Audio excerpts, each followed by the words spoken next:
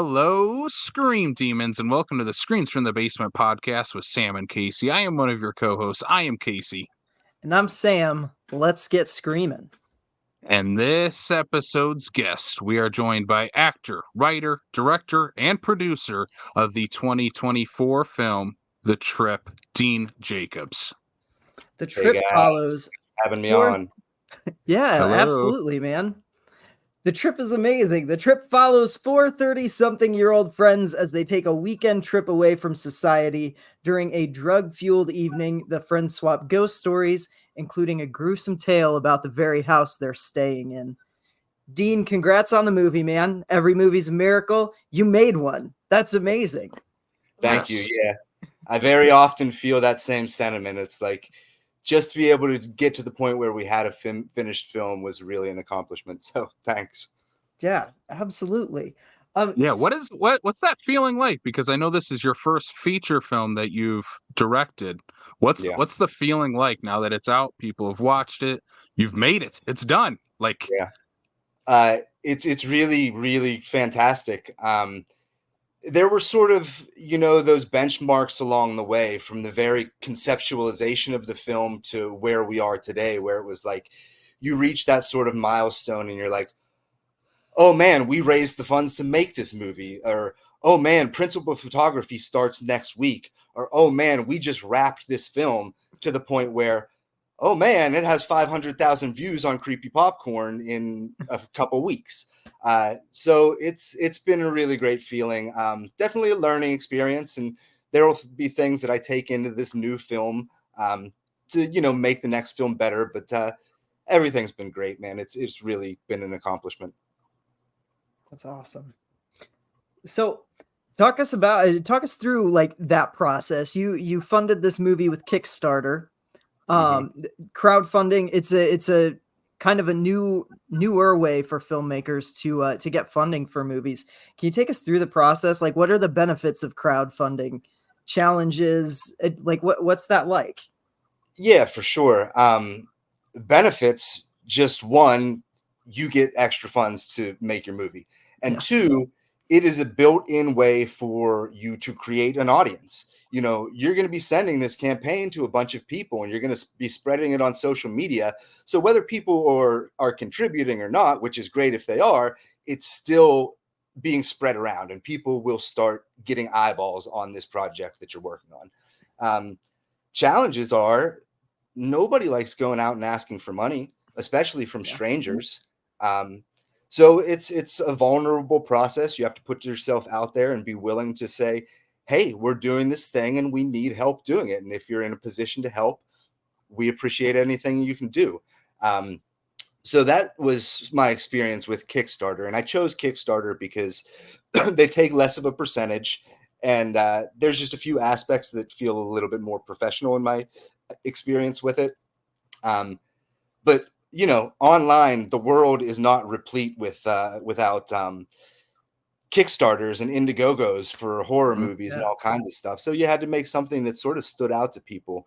But overall, it was a good experience. And what I did for anybody that wants to try to make a movie or, raise funds for anything, I started just reaching out to people prior to doing a public fundraiser. I went around to friends and family and people that I thought would support me and say, hey, I'm doing this thing. Would you be willing to support? Would you be willing to come on as an associate producer? Anything that would get people interested. So I built a base of funds before I took it public. And then once I did that, we got the extra funding and we're in a position to, make the movie. Excuse me. So a follow-up question on that, what did you find people responded to the most in terms of the Kickstarter campaign of like, oh, this is super cool. This is what I would like to fund this. Was it the concept? Was it the people involved? Was it yourself? What do you think really drew people into this project? I think it was a little bit of all of those things. I think our cast had a lot to do with it, to be able to advertise that we had Doug Bradley, Hannah Fierman, John Amplas, Luke Edwards, Lori Cardille. Some of those are really big names in horror. So that was definitely a big selling point. And then a few of the tiers had opportunities to physically be tangibly involved in the filmmaking process. Walk on rolls. We did a tier where you could just send us a photo and we put you in the film. So we did missing posters, and there was a lost dog in there. Yeah. And I think the concept itself helped. And I was specific in my marketing in that I'm a kid from Pittsburgh originally. I'm in LA now, but kid from Pittsburgh. It's a Pittsburgh movie. It has a lot of the feel of that area. So I reached out to that market, that community of people, and that probably helped a little bit as well. Yeah. So you open the movie with a little bit of folklore, like a folk tale from the area. Can you talk a little bit about, like, A, was that real, and B, what inspired you with that folklore to kind of create the backstory of this movie?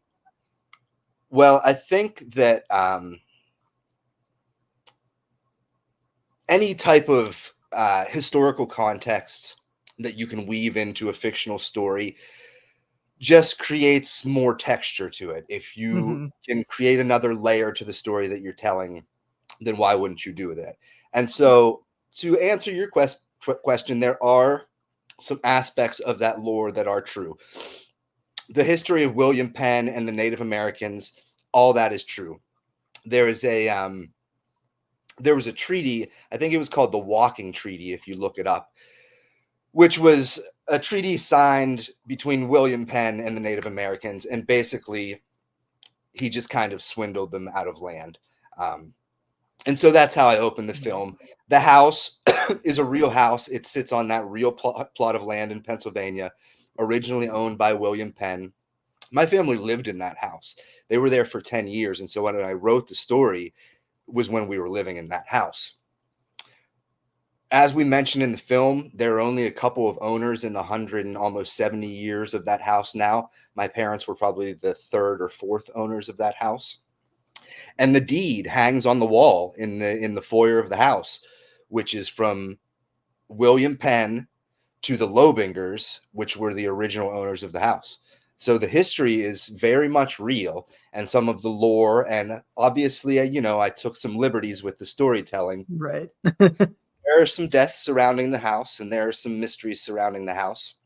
And the opening scene that you see with the chainsaw, that happened to my dad and mom. It's a story that my parents tell. Yeah. My dad does weird things. So one night he thought it would be a good idea to do some chainsawing in the middle of the night. My mom was upstairs doing something in the upstairs bedroom, and she noticed the chainsaw wasn't going anymore. Couldn't find my dad. Went down to the basement, found him dizzy, bewildered, and he said he couldn't find his glasses. When they told me that story, I was like, I'm putting that in the movie. And so that's that.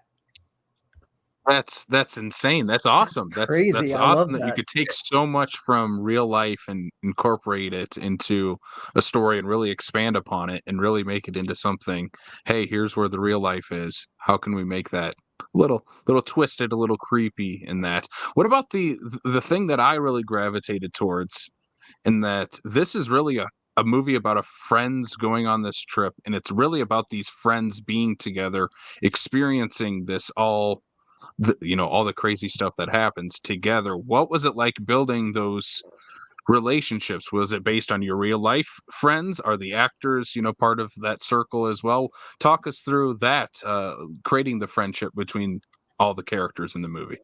Yeah, that's another great question that there's definitely a story behind. So if you notice, the characters' names, Dean is Dean, Evan is Evan, Calvin is Calvin. The only character name that is different is Sam. Excuse me, I've been coughing a lot. I got something in my throat. The only character name that is different is Sam, and he's the only one that the role wasn't written for. So I met Evan working at a movie theater, ArcLight Hollywood, years ago when we first moved to Los Angeles, when I first started writing this script. And I met Calvin at an improv show at Improv Olympic in downtown Hollywood years ago too. And so when I started writing the script, those roles were written specifically for those guys. And so I knew how to write them because I knew the people. Sam, the original Sam, was also supposed to be an actor in the film, but he left Los Angeles. He moved back to Maine, became a teacher, so he was no longer available.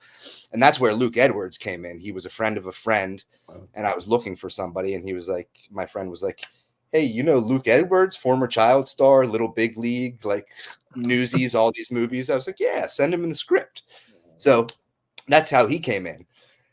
So the basis for that real friendship was there because those roles were written for those guys. But what I also did was put all these actors in a situation where we were forced to either become friends or enemies or put up with each other, because I made us live in that house for 3 weeks. All of those actors lived in that house. And so it was like, we're going to be in here together doing this thing, and we're going to get some type of, relationship formed that comes out of that. And I think that shows up on screen. Yeah. And so, there are going to be criticisms of the movie. And one of the things I think is that people will, criticize that it does get into that friendship and those relationships significantly, because I want you to feel like the tagline is, it was fun until it wasn't. And so I want you to spend time with those guys, having fun with them, getting to know them, seeing the dynamics between them. So when everything turns on its head, it's all that more impactful. So yeah, the friendships and those relationships was a big part of the storytelling. That's awesome. Yeah, the just the banter, some of it, like, it's 100% what you would expect from like a group of old buddies getting together, and kind of like a few of them almost revert back to their younger selves, telling, like, going a little more crude with the jokes and stuff. And I'm like, yeah, just like little things like that were nice touches between the characters, I thought. Yeah, some of that was scripted, but a lot of that was improv, especially at the bonfire scenes. A lot of that was improv. That makes sense. It just felt very natural. Like, it was very, yeah, that's so cool. Thank you. Yeah, that's one thing that we watch a lot of independent horror films, and that's one thing we notice is you can kind of tell that the actors are maybe not used to working with each other. But that was the biggest thing that stood out to me, is there just feels like, oh, these people know, they feel real. These characters feel lived in. The world feels lived in because of that. Everyone, you kind of understand who they are, who their character is, how they relate to one another, who in friend groups, because I think this exists in every friend group, who in the friend groups are actually still friends and are the best friends in the friend group versus the ones that they're friends with, but not like, hey, we're just going to hang out, you and I, versus in the group. Yeah, I think that's sort of what happens with lifelong friendships, the people that you grew up with and maintain these relationships. People change, and life situations change. You fall out of friendships, or the dynamic changes a little bit. But there is always something that at its core keeps that friendship alive, And so that's sort of what those characters experience, especially with the character of Sam and my character. It's implicitly said in the film, like, he's been my friend since childhood. What do you want me to do?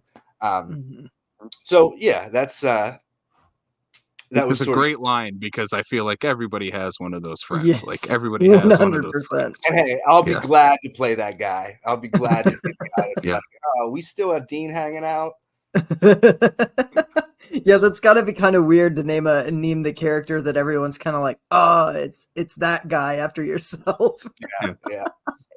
I'll take that. Most directors wouldn't do that. That's props to you for lack of, I don't know, vanity. Hey, I'll take that. It's definitely not true, but I'll take it. Well, let me ask you this, because you do have so many different roles that you're playing in this. Obviously, you're acting on screen, you're directing, writing, producing. Which of those did you find the most challenging on this project, and which one was your favorite on this project? Well, there were a lot of things that I did for the first time. I had never produced anything on this scale, and I had never directed a feature film. It wasn't even my intention to be the director. I had someone else in mind, and he dropped out towards close to principal photography just because he had another job to take, and indie filmmaking, as far as financially, doesn't have too much to offer for a director. So he had to go where the money was. So I just fell into that role, and I was like, okay, well, I guess I'm doing this thing. But the most challenging aspect I found was to remember what hat I was wearing when. And so there were times where I'd go into a scene as an actor, and someone would call action, because most of the time, if I was in the scene, I wasn't calling action, where I'd be like, oh, I'm not into this. I'm not into this as a performer. I'm not doing this as an actor. I'm just sort of in the space. So I'd have to step out and be like, I have to turn the actor, or put the actor hat on now, and vice versa. When I'm not on camera, I have to remember that, like, I can't just watch the monitor enjoy the performances. I have to, give some direction here too. That was probably the most challenging thing, was to know what to do when. Yeah. We both work on a local sitcom series, and that can be tough when you're, especially like just running camera, like when you have so many things that you should be watching, but the performers are just doing something that's so riveting. Yeah, definitely. Yeah. That's awesome. Thankfully for me, I had, a good core crew of people who were also my eyes and ears. Great AC, great cinematographer who, if I wasn't on something, they were. So I'm grateful to those people. There's some incredible cinematography in this. Can you I mean, I don't want to spoil it. There are a lot of shots in the final, like 5 minutes especially, that are just yes, man. Are you a storyboard kind of guy, or are you a shot list kind of guy? I'm neither. I mean, I did those things because I know it helps other people. Like if I'm going to hand something to my cinematographer or my assistant director or something, I know everybody works differently. Yeah. But for me, it's imagery all in my head. Each shot, I can close my eyes and picture exactly what I want to see. And so that's the way I work. But I did storyboard. I did do a shot list so that, other people can work the way they need to work. But the cinematography, especially for a low budget indie film, we made that film for less than $60,000. And I think what is on screen is a testament to the talent of the people who were there. And we lost our cinematographer, our director of photography, a week into production. Family stuff, really sad story. Obviously, I'm not going to get into it, but one of my really good friends, who was the director of photography, who helped the development of this film, had to leave a week in. And it just so happened that a guy that we brought on through another crew member the day before, just to serve as an assistant, a second AC, I was like, do you know this camera? And he was like, I shot my first feature film on this camera. And so less than a week in, I had to switch DPs. And still, I mean, you look at the film and you can't really tell that, like, it's two people. No, not at That's all. amazing. Wow. That's awesome. Wow. You said you guys shot for 3 weeks. Is that what you said you shot on this? I think it was like 19 or 20 days. So 2/3 of it is shot with a different cinematography. That's crazy. That is crazy. That's insane. And another thing, talking about the sacrifices people make and for indie filmmaking, and the fact that it is a collaborative effort.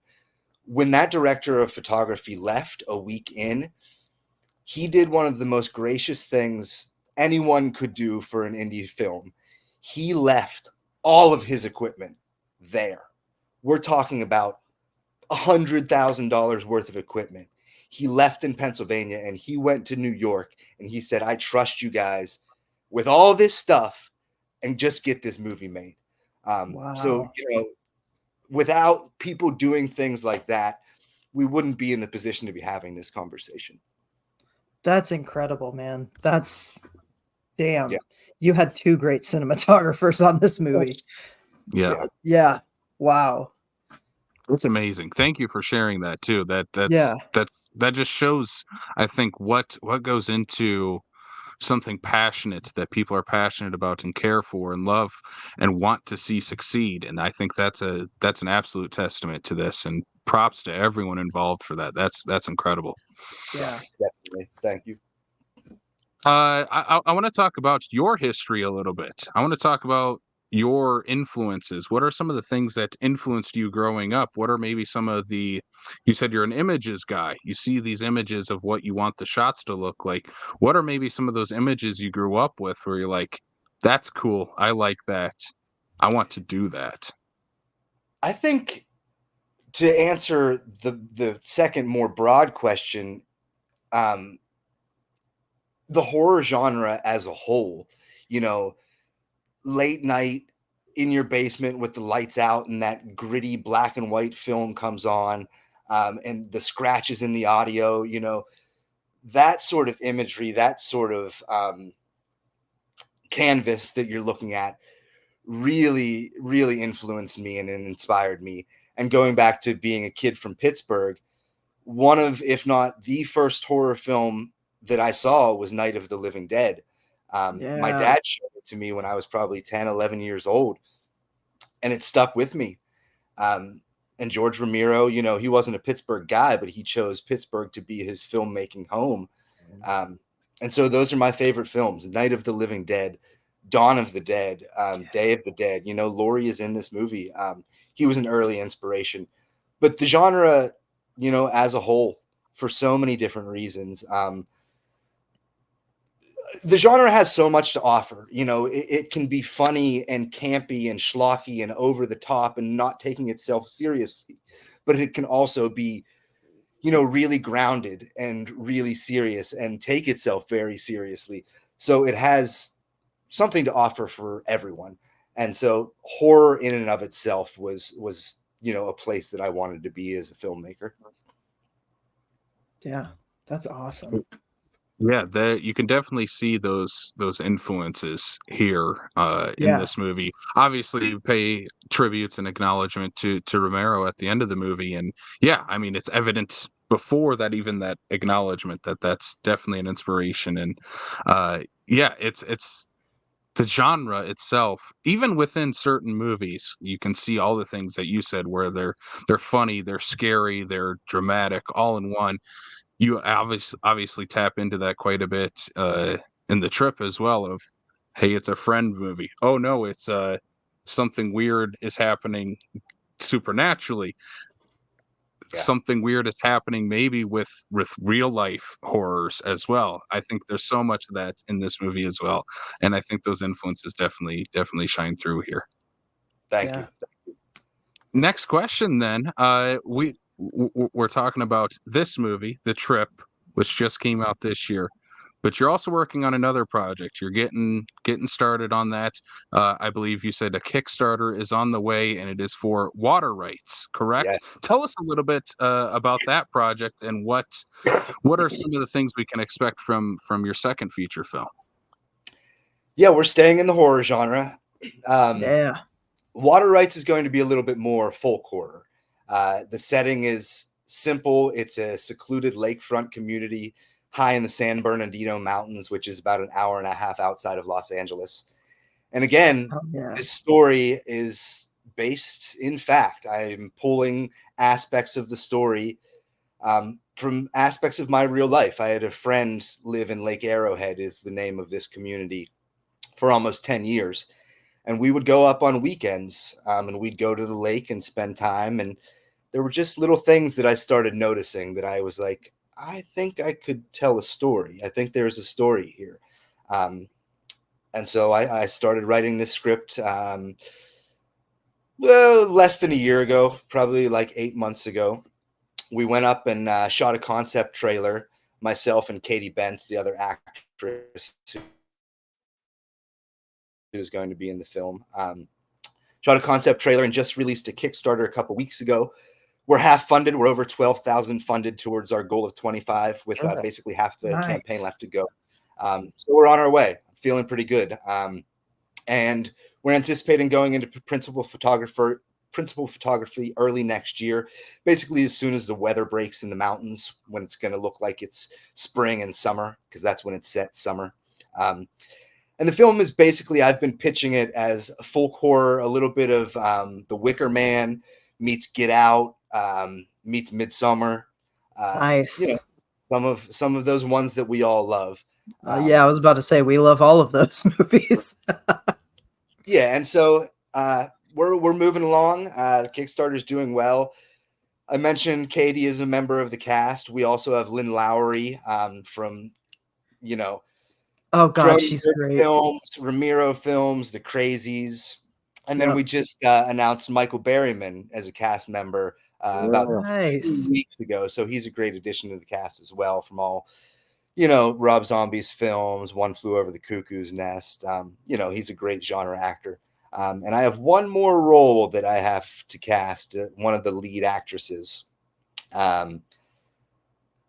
It's going to be another genre legend. I have 2 people in mind. I'm negotiating with both of them. We'll see, which way the cookie crumbles, but we'll have one more big casting announcement before this is done. That's awesome. That's so cool.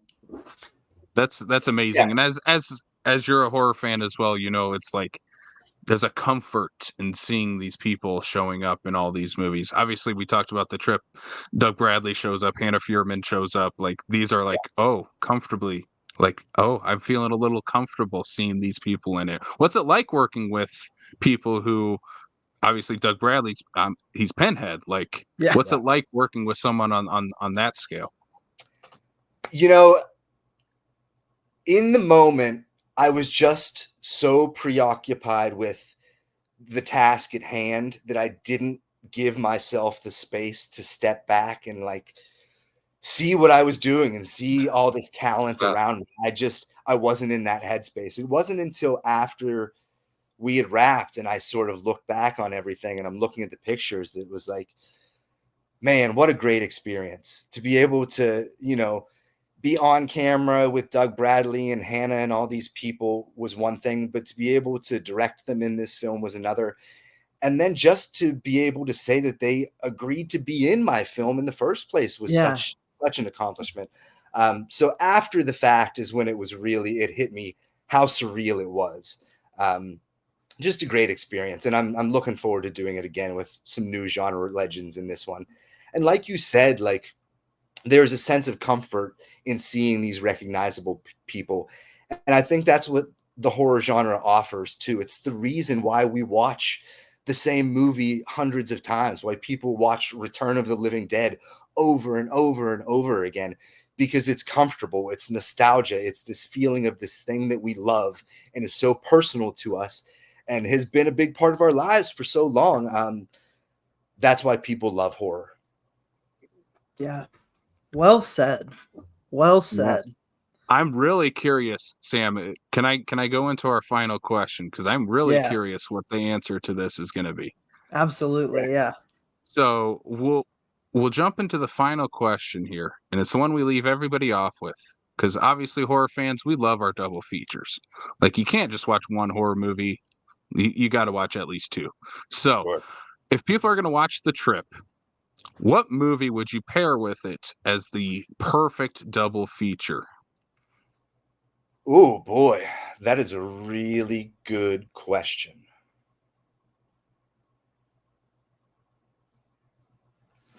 Man, I'll say this. My answer is going to be based on a couple things. One, I'm going to say Dawn of the Dead because it's one of my favorite films. Yeah. It's fun, it's campy, it's over the top. And that's not necessarily to say that The Trip is that same thing. I think that answer is just because it's one of my favorite movies. And if I can recommend a horror film to watch, it's the original Dawn of the Dead. How about Tucker versus Dale, or Tucker and Dale versus Evil? Yes, Tucker and Dale versus Evil. It's a fun comedy zombie horror film that's really well done and funny. Doesn't take itself too seriously. So I recommend that movie. And then another one that not because it pairs well necessarily with The Trip, but because it's another indie horror film that I feel deserves a lot of recognition, and it's The Dark and the Wicked. If you haven't seen that film, it came out a couple years ago. I had never heard of it when I first watched it, and it kind of blew me away. I was like, it's one of those films that on first watch gave me goosebumps. And not a lot of films do that. And so I just thought it was a really, really well done horror film. So I would recommend The Dark and the Wicked. That's awesome. 3 great recommendations. Yeah, for sure. Yeah. Well, Those are some Dean, incredible double features to have. Yeah. yeah. Dean, thanks for being on the pod. Thanks for joining us in the basement and talking the trip and Water Rites. Where can people go to find you and your work online?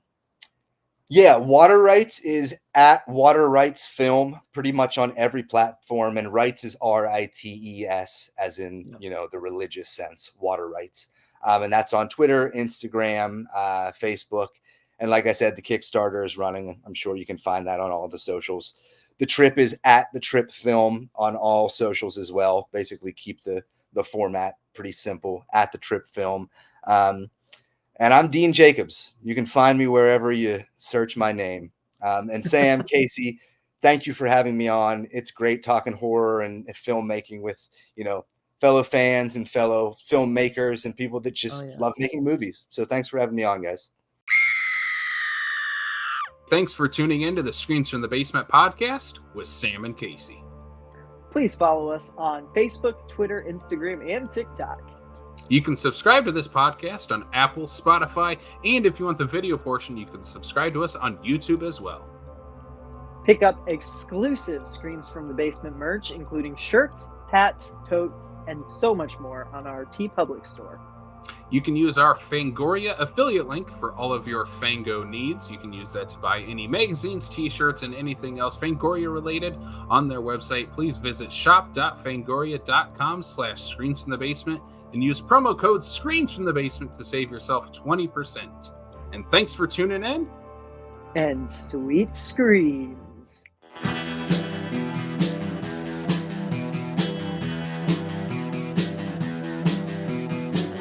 You're listening to the Prescribed Films Podcast Network, home to hundreds of hours of free podcast entertainment. The shows on this network all have a common goal: providing you with the best discussions about movies and other forms of entertainment media. The PFPN hopes to fill your earholes with audio joy. Visit our website with links to all the other amazing shows at www.thepfpn.com. Thanks for listening.